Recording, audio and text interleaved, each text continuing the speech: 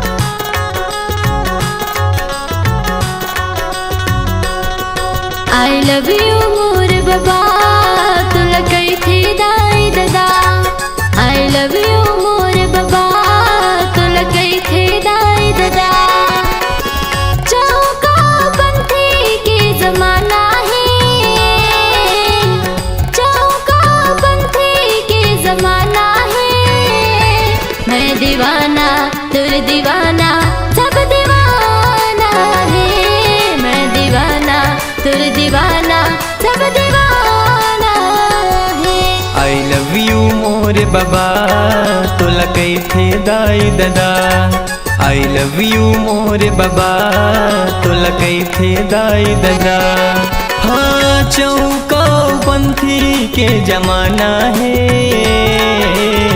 चौका पंथी के जमाना है। मैं दीवाना तुर दीवाना सब दीवाना है। मैं दीवाना तुर दीवाना सब दीवाना है। आई लव यू मोरे बाबा तोला कैथे दाई दादा। आई लव यू मोरे बाबा तोला कैथे दाई दादा।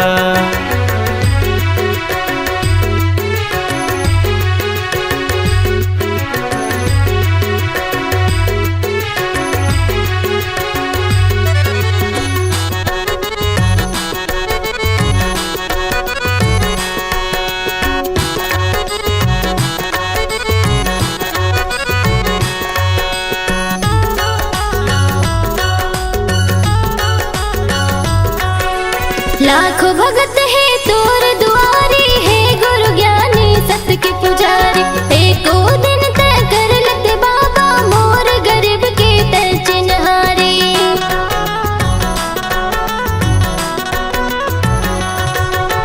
लाखों भगत है तोर दुआरी है। गुरु ज्ञानी सत्य के पुजारी। एको दिन तय कर लते बाबा मोर गरीब के तय चिन्हारी। धन दौलत ले बढ़ के बाबा। धन दौलत ले बढ़ के बाबा। माया के तोर खजाना है। मैं दीवाना तुर दीवाना सब दीवाना है। मैं दीवाना तुर दीवाना सब दीवाना है। आई लव यू मोर बाबा तुला कैथे दाई दादा। आई लव यू मोर बाबा तुला कैथे दाई दादा।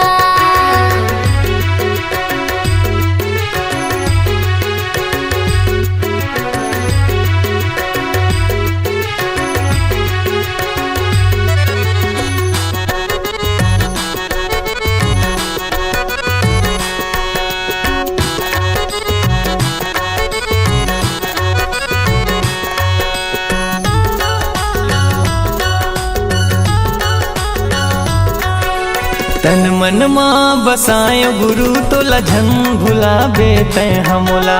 मोर माया के पल नम बाबा झुल न झुला हूँ मैं हतोला।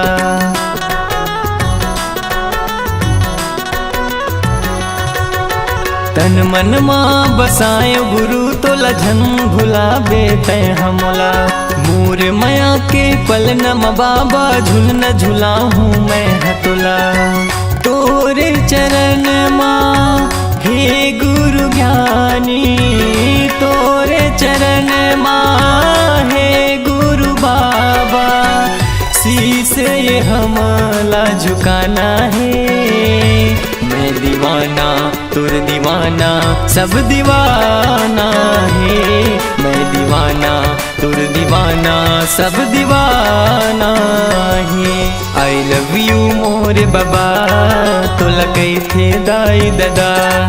आई लव यू मोरे बाबा तोला कैथे दाई दादा। हाँ चौका पंथी के जमाना है। चौका पंथी के जमाना है। मैं दीवाना तुर दीवाना सब दीवाना है। मैं दीवाना तुर दीवाना सब दीवाना है। आई लव यू मोरे बाबा तोला कैथे दाई दादा। आई लव यू मोर बाबा तुला कैथे दाई दादा। आई लव यू मोरे बाबा तोला कैथे दाई दादा। आई लव यू मोर बाबा तुला कैथे दाई दादा।